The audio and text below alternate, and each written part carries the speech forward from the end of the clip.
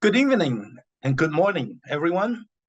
On behalf of the Committee of 100, the U.S. China Education Trust, and APA Justice, welcome to today's webinar on bridging nations, people-to-people exchange in U.S.-China relations.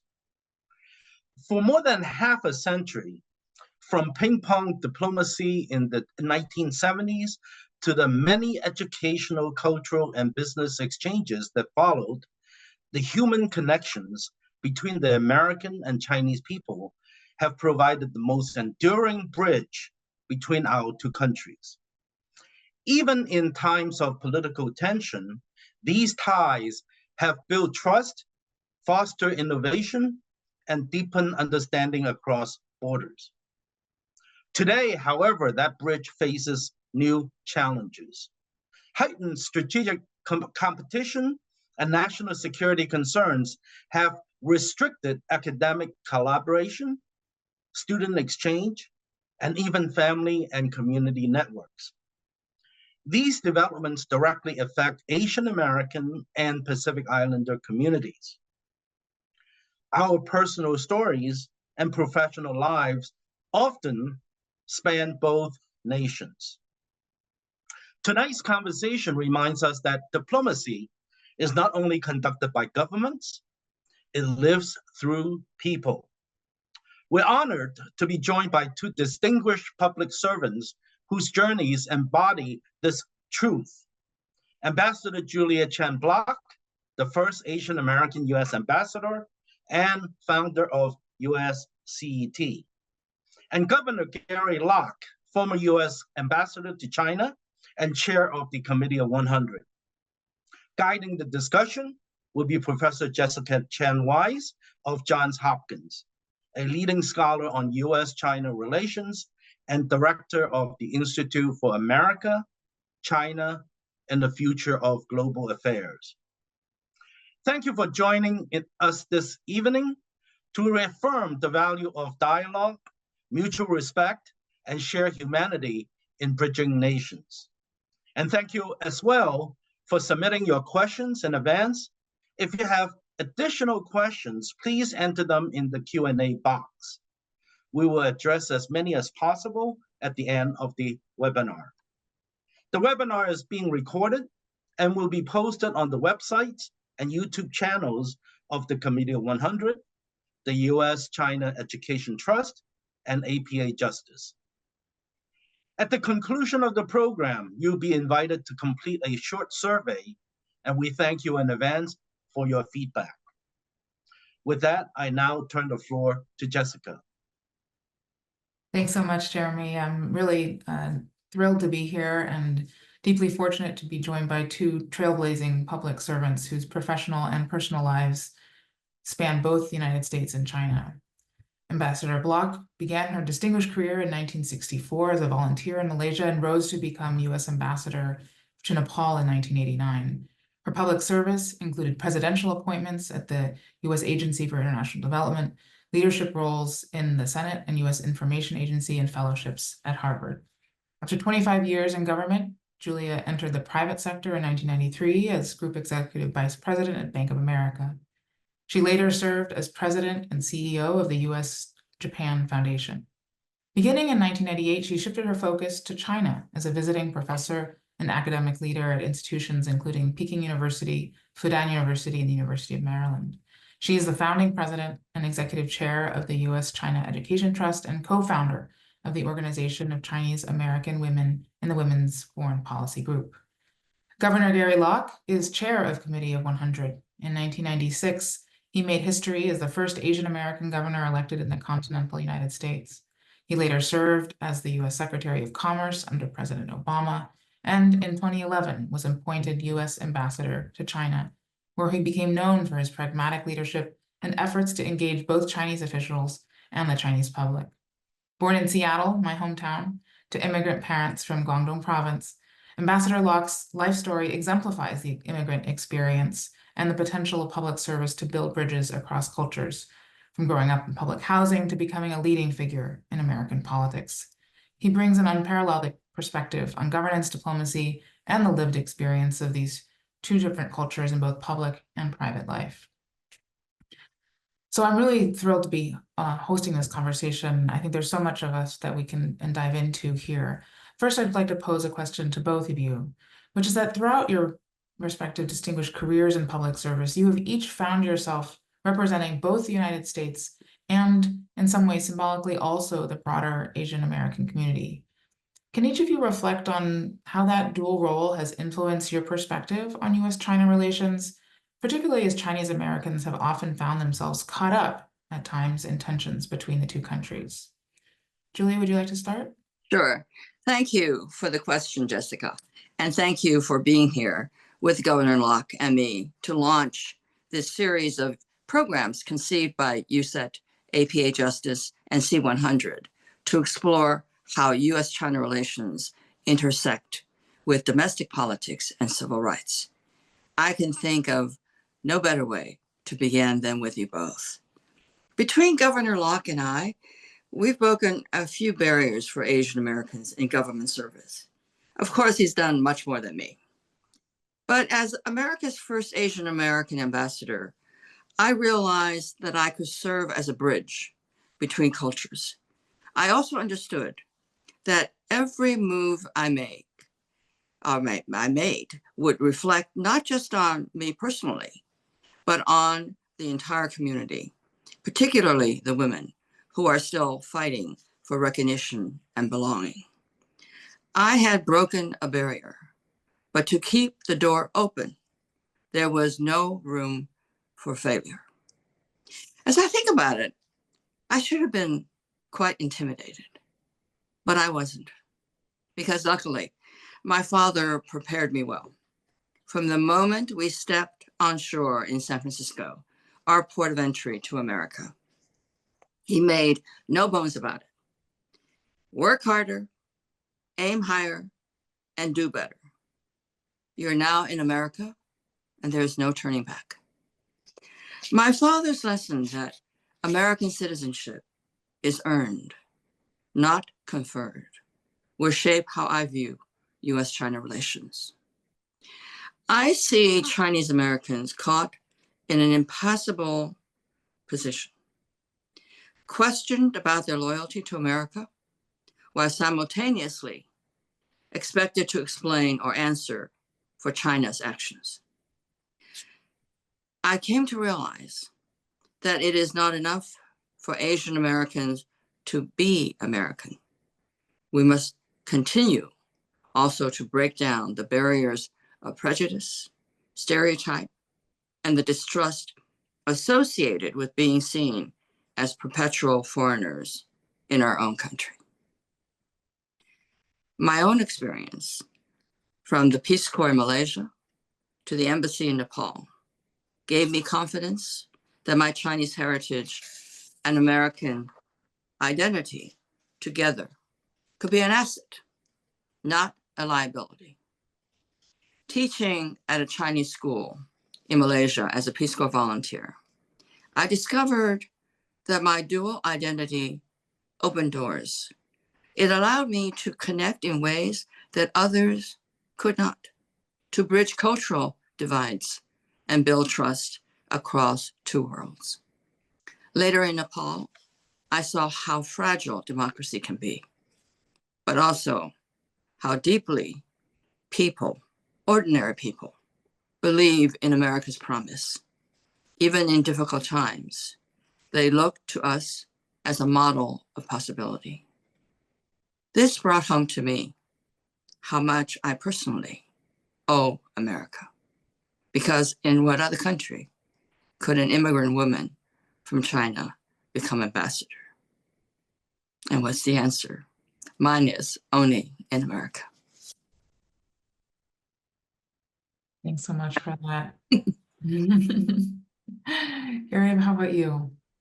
Well, thanks, Jessica, for moderating this, and also want to thank Jeremy of APA Justice for co-hosting this along with the Committee of 100. It's always a pleasure to be on any program with Ambassador Bloch. I have to tell you, I'm not really dressed appropriately for this occasion. I'm at a Mariners game. It's actually starting, and I'm missing the game. but we're playing the Toronto Blue Jays, and if we can win this one, then we're only one game away from going to the World Series. And behind me is the iconic image of Ichiro. And it's really interesting. Culture can bring people together, just as Ichiro, playing for the Mariners many years ago, brought so many tourists from Japan coming specifically to Seattle just to watch a Mariners game. And so following up on what Ambassador Bloch was saying, these are very, very strenuous times between the United States and China in terms of government to government relations, but it's also having an impact on Americans' views of Asian Americans, specifically Chinese Americans, the views of the members of Congress, the members of the administration, the Justice Department, the intelligence community. And unfortunately, it's really an attitude or an atmosphere of fear-mongering that Chinese Americans are not really Americans, but really loyal and to Beijing. So I really think that the idea of trying to bring people together through cultural exchange, people-to-people exchange, is more important than ever before. I don't really believe that think tanks, whether it's Brookings Institute, National Committee on U.S. China Relations, or foreign policy organizations, or even Committee of 100, or the Asian Society, can really affect and impact the day-to-day operations of Washington, D.C., the White House, and Beijing. But there's a lot that individuals and organizations can play outside. When you think about it, most Americans really have a very fond view of the Chinese people, and the Chinese people have a very fond view of the American people. Our disputes are between the governments of the two countries, not with the people of the two countries. And we have to really try to emphasize that and remind people about that. And I think the way to do that is through cultural exchange and people-to-people exchange. Obviously, it's harder for students from China to come to the United States. Very few, unfortunately, students from America go to China. We need to really increase the number of Americans going to China so they can have a better picture of the challenges and the history and the culture of China. Because whether we like it or not, China is going to be a dominant economic and political force going into the future. And whether you're going to be in government, finance, academia, science, or culture, having a greater appreciation and understanding of China can only help one in their future career and to be more successful. So I really think that trying to encourage even exchanges of musical groups, of sporting groups, can help at least move us forward toward more of an understanding of people. And I think that's the first step. Looking at the U.S. China relationship, how does today's environment kind of compare to previous periods of strain that you've experienced in the past? And what is the same and what is new? Gary, maybe given your experience on this front, maybe you could say a few words.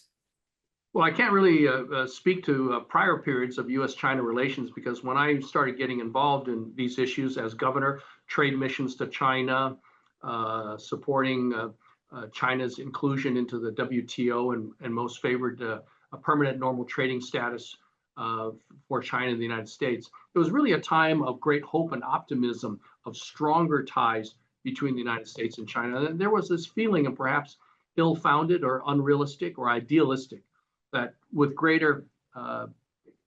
China entering into the world stage and being part of the world order, that would lead to greater democratization and openness within China. And I think for a period of time, there was that great hope. But now we're really understanding that China has its own history, its own political viewpoints, and an entirely political system, and that they are really, we cannot really expect them to be a democracy like the United States.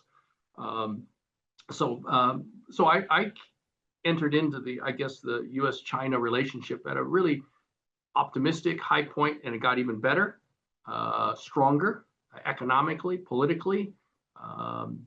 When I was Commerce Secretary, and then obviously U.S. Ambassador to China. And a few years after that, starting in around 2017, 2018, 2020 is when relations really started to become more tense.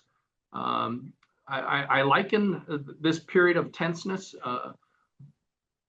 to the period when the United States and Russia were at great odds during the so-called Cold War. And I just hope that we do not go down that path. I think that tensions will remain, relations will remain tense for the next several years, but let's just hope that they don't continue to deteriorate and that over time they can improve. Jessica, you're going to reveal how old I am. I've witnessed multiple cycles in U.S. China relations, going back to the days when our two countries had no diplomatic ties, through the hope unleashed by President Nixon's historic 1972 visit. I remember that like it was today or yesterday. The shock of Tiananmen, of course, and the optimism of China's opening and reform and its entry into the WTO. But today's environment feels fundamentally different and far more troubling. What's new is the totality of suspicion. Until recently, we could disagree on government policy without demonizing an entire people or civilization. That line has dangerously blurred. Even at the height of the Cold War, we never securitized educational or cultural exchange. On the contrary, the Fulbright program was alive and well. Exchanges thrived as the United States and the Soviet Union sent, I think Gary mentioned this, students, artists, scientists, and musicians across the Iron Curtain. American jazz bands toured Moscow and Leningrad. The Bolshoi Ballet danced in New York. Symphony orchestras, theater troupes, and professors crossed borders at the height of the nuclear standoff. These exchanges didn't erase our differences, but they reminded both sides of our shared humanity. They built understanding in the midst of confrontation. And indeed, I learned to love the ballet after I saw the Bolshoi and Nureyev dance. And to this day, I associate ballet with Russia. Both governments understood that ignorance is dangerous. The ignorance is the foundation of hatred. They kept exchange channels open, not because they trusted each other, but because they knew that shutting them down could lead to miscalculation and even catastrophe. Today, we are dismantling those channels with China while calling it our chief competitor, if not enemy. Closing doors to exchanges and treating practically every contact as suspect. That is not strategic. And it cannot make the US stronger or safer. That's my opinion, but just the opposite. It makes us blind and insular. And we see the consequences here at home in rising anti-Asian hate, in the suspicions cast on Chinese American scientists and students who have done so much to make this country strong. I am myself a product of education exchange, as my father was a Boxer Indemnity scholar who was the first Chinese to graduate from Harvard Law School. By the way, I don't think we would have ever gotten to America had he not been a Boxer scholar. It was his classmates at Harvard who helped us get to America. I've seen how education and cultural exchange can break down barriers that politics builds up. What I worry about in U.S. China relations today is that we're losing something essential: our ability to see each other as people first. If we let fear close our minds and our borders, we risk creating a self-fulfilling prophecy where competition becomes conflict simply because we've constrained or eliminated the forces that allow for anything else. I hope we can stop on this track. Thank you for sharing those profound words. I wanted to draw you both out a little bit further on what exactly is being lost when the ties between our two countries are so strained for the Americans whose families, professional networks, commercial transactions, these span both countries. What is being lost here? What are we missing? Well, I think we're missing further innovation and advancement of our societies, and it's not just America or China and its peoples that are hurt, but really the entire world. I mean, so many of the issues facing the globe cannot be solved by the United States alone or by China alone, but can only be solved by China and the United States working together, whether it's halting the proliferation of nuclear weapons in North Korea, fighting global terrorism, finding cures for cancer, or addressing climate change. For instance, on climate change, if China keeps doing great things to reduce carbon emissions, but America does nothing, then all the efforts of China will be for naught. At the same thing, if America does significantly reduces its carbon emissions, but China does very little, then all of our sacrifices are for naught. Americans produce more greenhouse gases than any other country in the world per person. We produce more greenhouse gases per person than any other country in the world. China produces more than any other country in its totality than any other country in the world. Of course, they have 3 times the population of America. But again, the two countries are really responsible for overwhelming amount of carbon emissions. And the world 100 years from now will not care about the innovations and the principles of liberty and democracy that America stands for, or the great historical contributions of China over centuries in terms of the printing press, the compass, the clock, et cetera, if the world has tipped over the precipice of irreversible climate change. The world and historians and the future population will just blame both China and the United States. In terms of collaboration, we need to work with each other to solve some of these pressing issues of the world. And when we close ourselves out, it makes advancement in all of these issues, whether it's going to be finding cures for cancer, to innovation of products, much slower. And that's to the detriment of both workers in America, workers in China, and ultimately the people who would benefit from those innovations, that constant technological advance. People throughout the world will be deprived of that.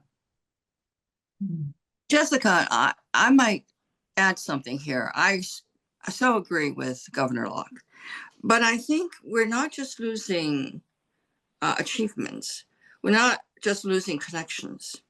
We're losing the ballast that has historically kept the relationship stable, even in turbulent times.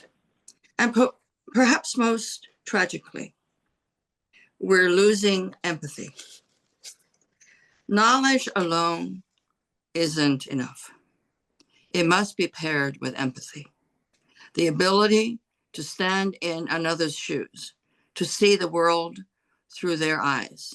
Together, knowledge and empathy create what I call strategic understanding. And I think it's a true national security asset to have that. I learned that lesson as a Peace Corps volunteer in Malaysia.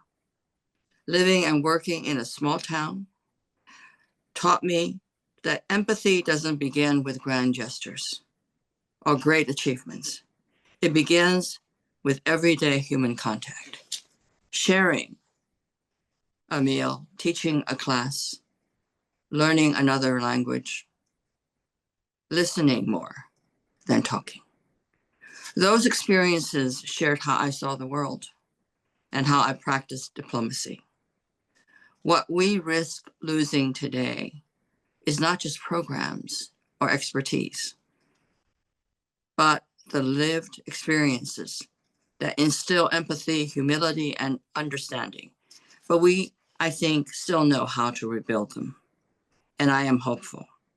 By reopening classrooms and labs, restoring exchanges, maybe the Fulbright program can come back, and encouraging young people to see the world for themselves. We can renew the human connections that turn what I see as rivalry into respect and competition into coexistence. That's all I want to add. Thank you so much for that.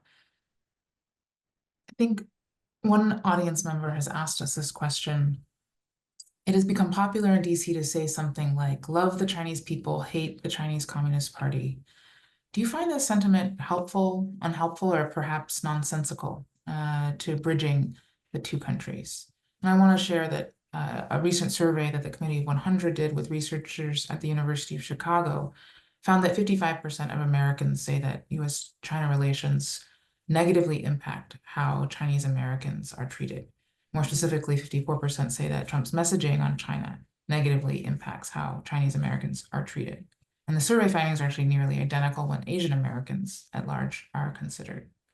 And so I want to ask you, how do we strike the right balance here between addressing kind of legitimate national security concerns regarding China and protecting the civil rights and liberties and contributions of Chinese Americans and Asian Americans, including scientists, students, scholars, and business professionals?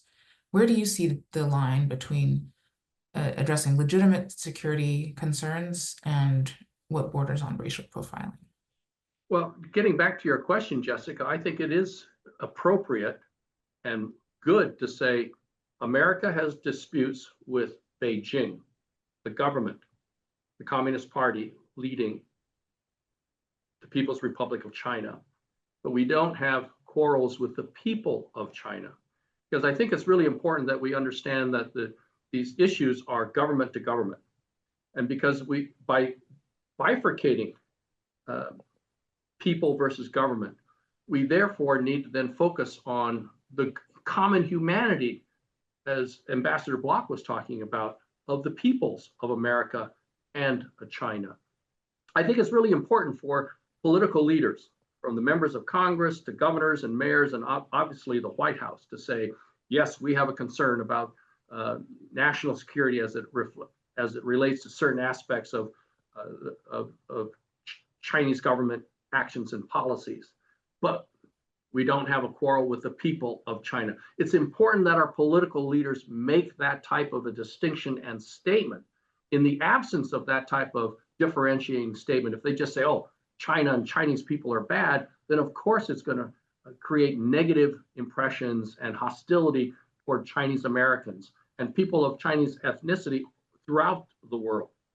You know, right after the September 11th attack against the United States, President George W. Bush was in office at that time, and he held a cabinet meeting.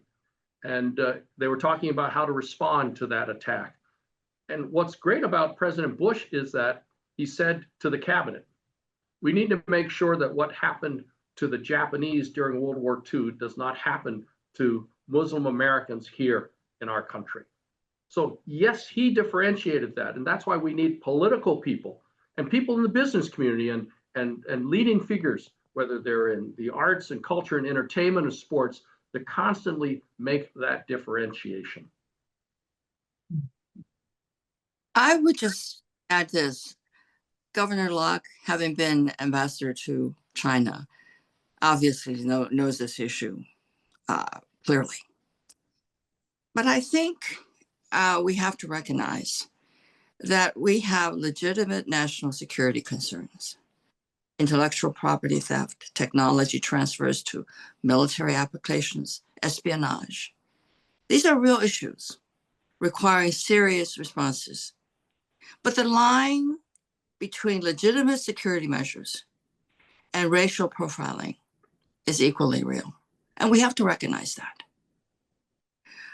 Security measures are targeted, evidence-based, and focused on behavior, not ethnicity. Racial profiling assumes guilt based on what we look like and on our ancestry. And as Governor Locke mentioned, history shows us where that road leads. We've been there before. The Chinese Exclusion Act, the internment of Japanese Americans, who can forget that? And more recently, the China Initiative, which cast a huge wide net over Asian American scientists and ruined innocent lives as well as careers. When Chinese American scientists face extra scrutiny for collaborations their white colleagues pursued without question. We've crossed that line. When students are denied visas or interrogated at borders simply because of their Chinese ethnicity, we've crossed that line. From my years in government, I know that effective security is about precision and proportionality. So broad brush approaches don't make us safer. They bury genuine threats under a mountain of false leads, waste limited resources, chasing after innocent people, and drive away the talent that keeps America competitive and strong. I think we must be clear. What are really security measures and what is racial profiling? And language really matters. You mentioned that as well. And again, I repeat, it has been harmful language that led us down the road to McCarthyism, as well as what I mentioned, the China Initiative. Each time, fear and harmful rhetoric trampled our values and weakened our democracy. These were not just moral failures, they were strategic disasters.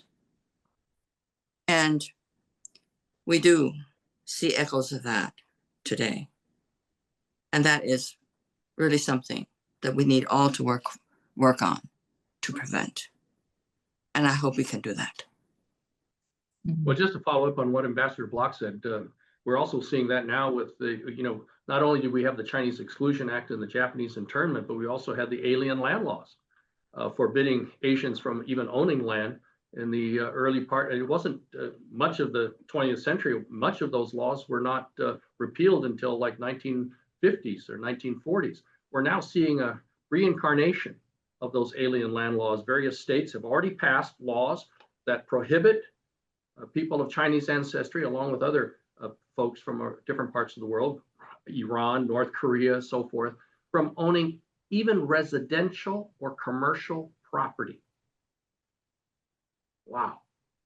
But that reminds me that during the pandemic, anti-Asian hate surged, fueled by fear and irresponsible words. Language matters, I repeat. When leaders use race-coded rhetoric to score political points, it doesn't stay on the airwaves alone. It spills into the classrooms, the subways, and streets, often harming and killing innocents. And that's tragic because Asian Americans have been important to America's story. We just don't promote that enough. Let me just take a moment to name a few. Of course, Gary, Governor Locke, you're on the top of the list. But we have to remember also that scientists like Stephen Chu, innovators like Jensen Huang of NVIDIA, Lisa Su of AMD, and Eric Yuan of Zoom, who kept us connected through the pandemic. Where will we be? We're on Zoom right now. Public servants like Norm Mineta, Elaine Chao, and Gary Locke proved that leadership and patriotism have no color or accent. So how do we, U.S. and China, compete without hate? I think we have to lead with clarity, fairness, and respect. We compete vigorously but without losing our humanity. And we tell the fuller story of Asian Americans as bridge builders, patriots, and innovators who make this nation strong. Because in the end, America doesn't win by fear. We win by conviction in our values, in our democracy, and in each other. Hear, hear. I couldn't agree more that defining success in U.S. policy has to center this basket of issues, the vitality and the inclusiveness of our democracy here at home. Last spring, our institute at SAIS put out a report called Getting China Right at Home, in which one of our contributors, my colleague Ho Feng Hung, wrote that, quote, "It is counterproductive to try to combat anti-Chinese racism while ignoring Beijing's efforts to weaponize the Chinese diaspora for influence operations, espionage, and transnational repression. A more collaborative and compassionate approach to national security is needed," he wrote.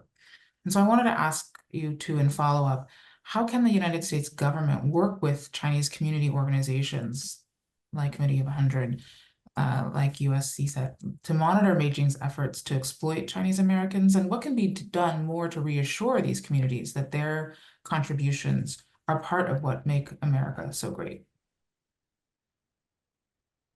Well, I think organizations like the Committee of 100, API Justice, and all the many organizations on campuses who deal with faculty should be working to educate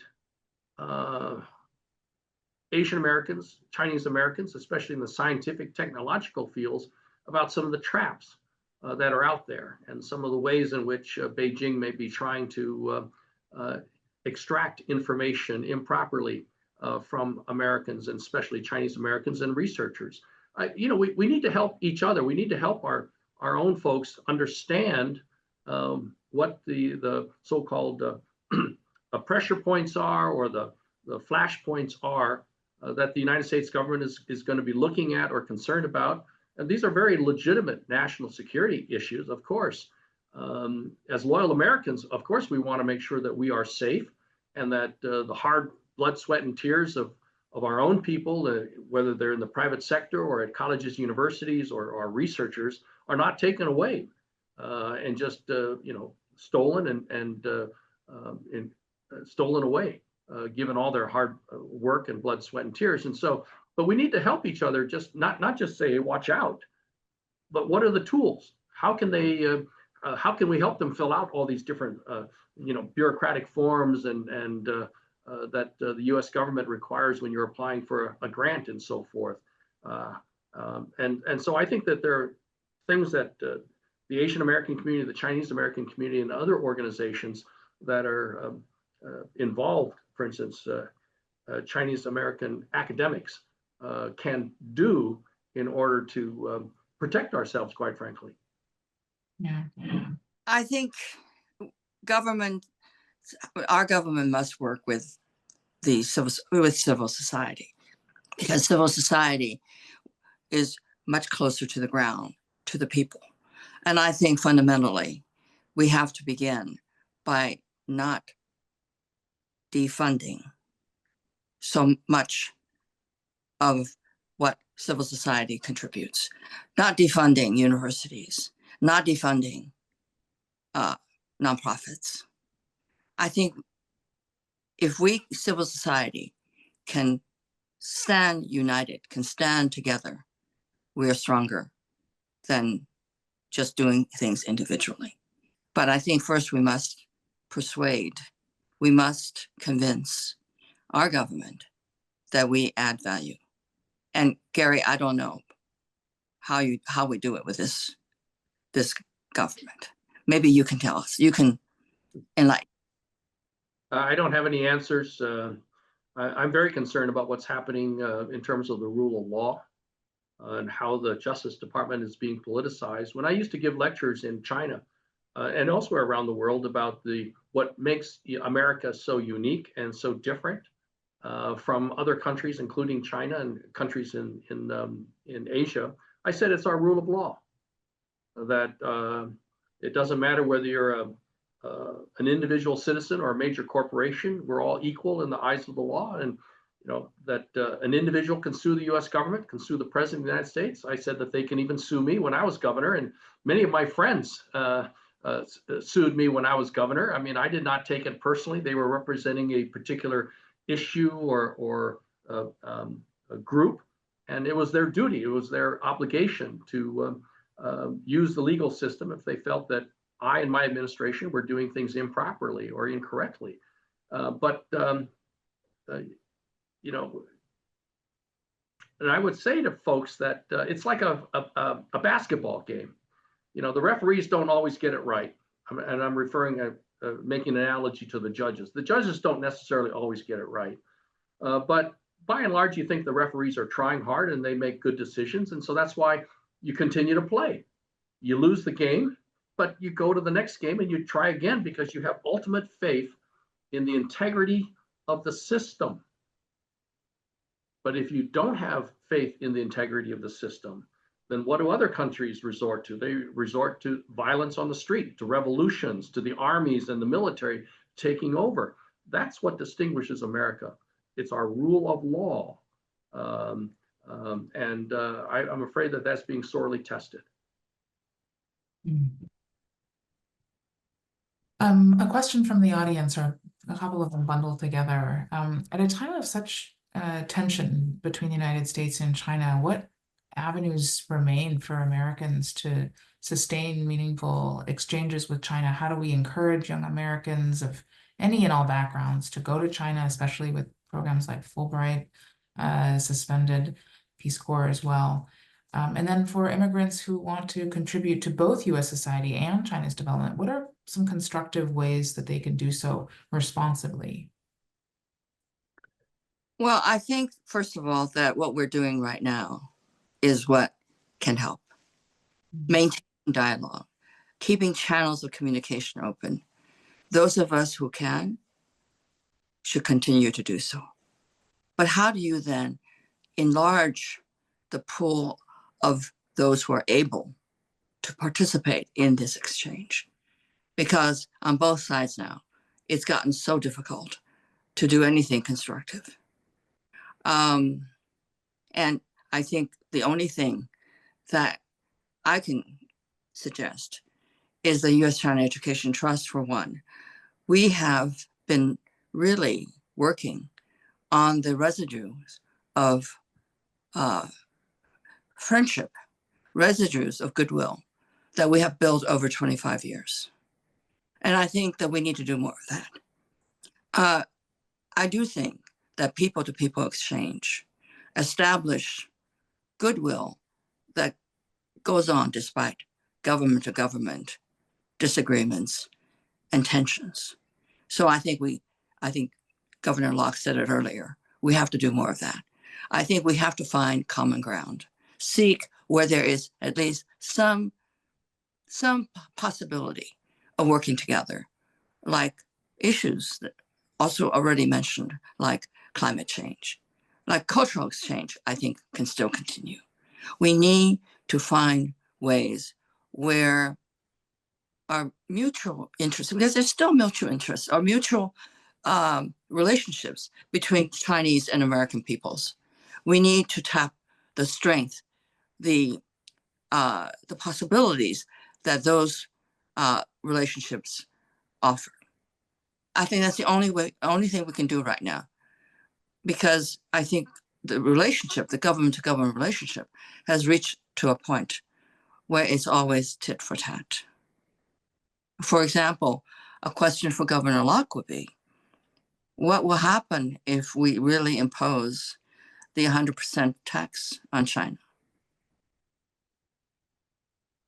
Well, first of all, I just want to reemphasize what Ambassador Bloch said. We really need to somehow focus on more of the cultural people-to-people exchange and highlighting the contributions of Chinese Americans throughout all of American society. The fact that, Chinese Americans, including my father, served in World War II, was part of the Normandy invasion, and we have so many distinguished Chinese Americans who have given their blood, sweat, and tears, not only in the military, but in science and technology, Nobel Prize winners, distinguished academics and leaders in business and industry and academia. We need to emphasize the incredible accomplishments and the loyalty of Chinese Americans in this country. The second thing is no one benefits from a trade war. The cost of goods will go up, and that impacts both the consumer, but also the workers of both countries. So much of what America makes and produces is highly desired and held in high prestige around the world. If we impose huge tariffs, which are a tax paid for by the consumer, it's not a tariff is not a tax paid for by the Chinese government. It's paid for by the Costco's of the world, the Targets, the Walmarts, when they import those products in before they can take them off the docks and ship them to their distribution points. They have to pay this tax, a tariff. Well, if Costco and Target and Walmart have to pay a tax of 100%, so if the item costs Costco $50 wholesale, and they now have to pay $100 for it, you know darn well that they're going to pass that on to the consumer. And so the American people will suffer. At the same time, fewer products are shipped and sold to America, which means fewer jobs for the Chinese people. China will retaliate and put huge tariffs on American goods going to China, which means fewer American products being sold to China. And if you sell fewer things, American companies don't need as many workers to produce those things. So it means job losses in the United States. And we're already seeing that, for instance, with farmers. The Chinese have stopped buying soybeans grown in America. They're buying it from Brazil instead. And so a lot of the American farmers are on the verge of bankruptcy, and the list goes on and on. The fact is that no country makes everything that it needs. And so, whether it's avocados or kiwi and so forth. So America makes oftentimes more than it needs, more than it can consume. So therefore, we want to find other countries and people to buy our products. Well, if we expect others to buy our things, we've got to be willing to buy things from them as well. So, this world trading system, it has some flaws, it has some defects, it has some shortcomings, and those can be shored up and remedied with, trade agreements and so forth. But to cut off all trade between each other would be devastating for the people of both countries and ultimately around the world.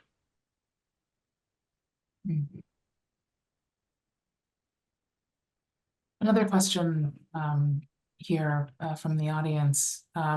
Is there a way for this sort of U.S.-China tension to continue, as many predict it will, for the ensuing decades, without the Chinese diaspora, Chinese Americans suffering in turn? I mean, I think that the pressures here are great, and this may just be the beginning. And so I guess, what advice would you have for those in the community seeking to both thrive and survive this period, but also to contribute constructively to reducing tension where possible, and promoting cooperation where it is? Well, let me just jump in first, and I'm sure Ambassador Bloch has more comments about this, but we have very tense relations with Russia. We have very tense relations with other parts of the world, but we don't stigmatize the people of those countries. And maybe it's because, as Ambassador Bloch says, we are the perpetual foreigner.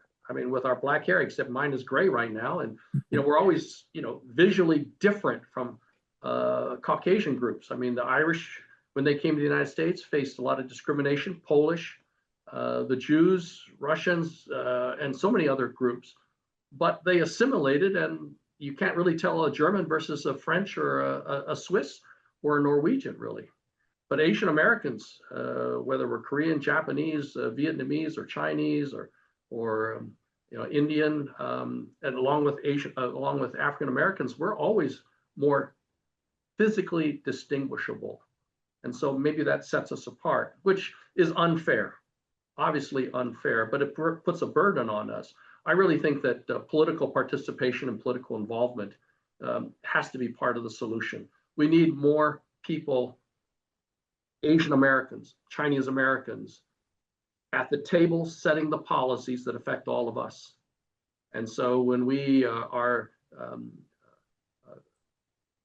more commonplace in the state legislatures, in the city halls, in the school boards, in the Congress, in the governorships around the country, I think that helps elevate and perhaps will help differentiate between people of Asian American, Chinese ancestry versus the government of Beijing.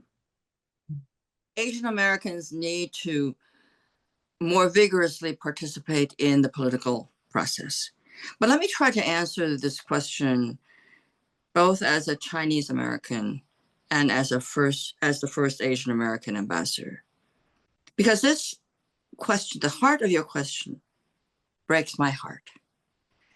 How would you feel, those in the audience who are not Asian Americans, if you are viewed with suspicion and hostility in the country you call home? How would you feel? Chinese and Asian Americans have that feeling all the time. None of us, how prominent or how lowly, can escape that.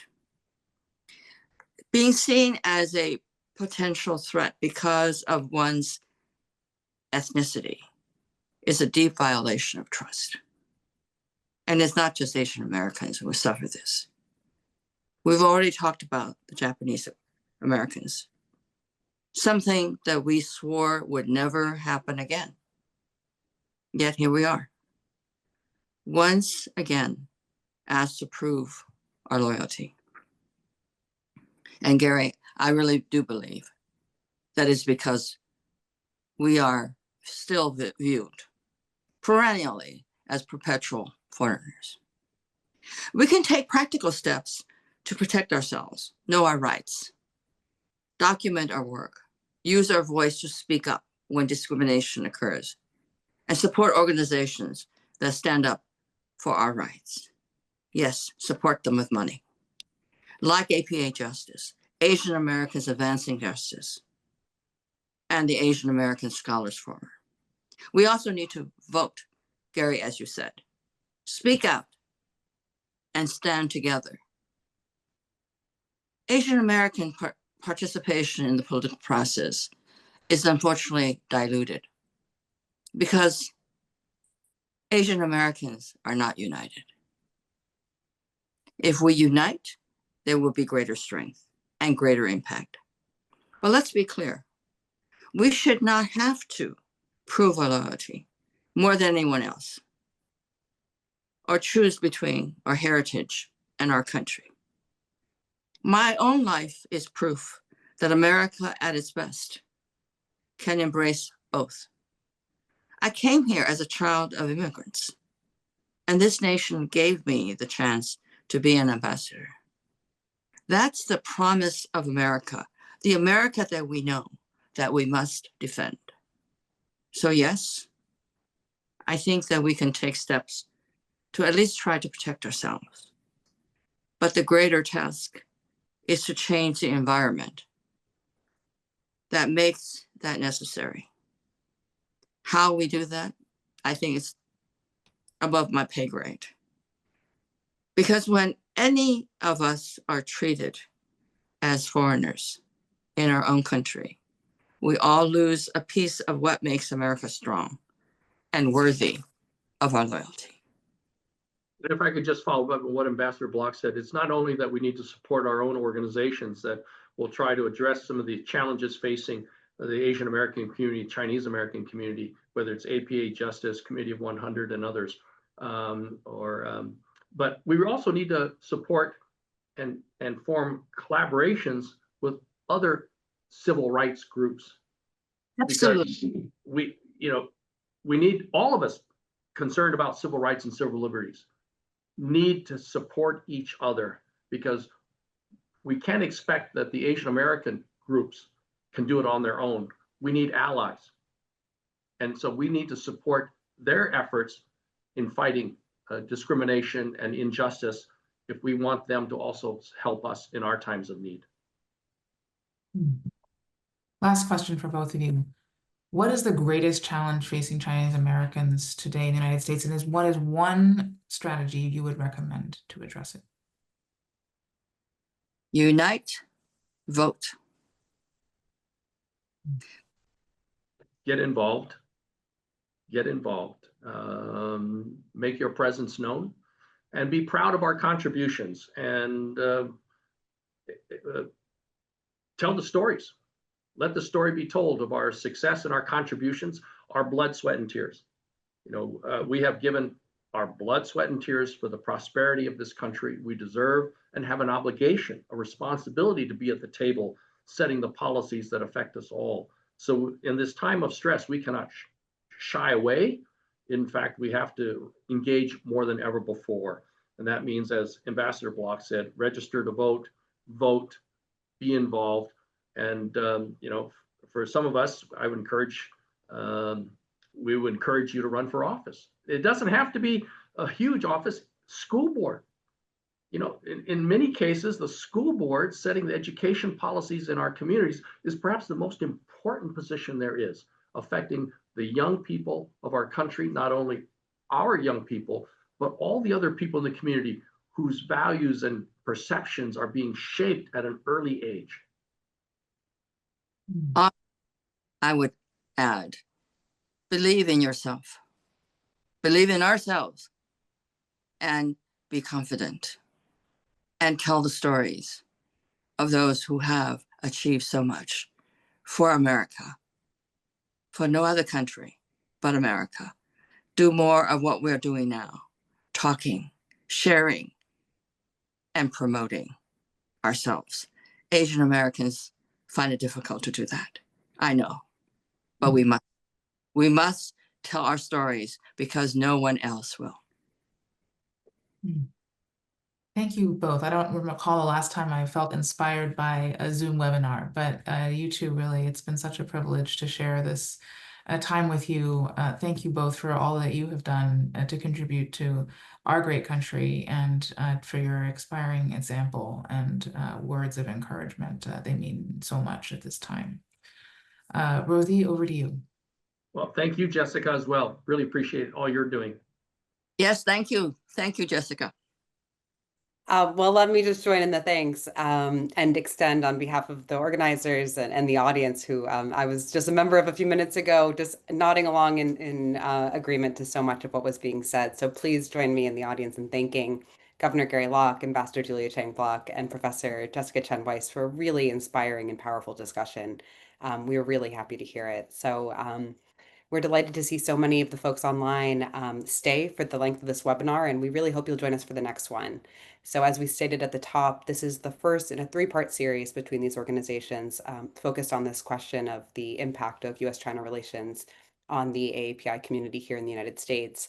And the topic for our next event in the series is the Global Competition for Talent and International Students. And we'll be holding that discussion in mid-January, and we really hope to see so many of those who joined us today online for the next event. So to stay in the loop, to hear about that event and other events coming up from these organizations, we hope you'll follow us on social media, sign up for email news alerts, and we can see you back here. And just as a reminder, as we plan for that webinar and our upcoming programs, we ask that you complete the post-webinar survey and give us your feedback. We'd love to hear what topics and programs that you find interesting, so we can continue to develop our programs with your feedback in mind. And very lastly, we ask if you enjoyed this program that you consider donating to one of our organizations, and you should find QR codes on the screen to be able to direct that to the organizations who are involved in organizing. So with that in mind, this webinar is recorded and will be posted online afterwards. We thank all of you who stayed on and joined us live early in the morning or late at night, wherever you are. And we hope to see you online for the next one. So thank you so much. Great. Bye-bye. Thanks, everyone.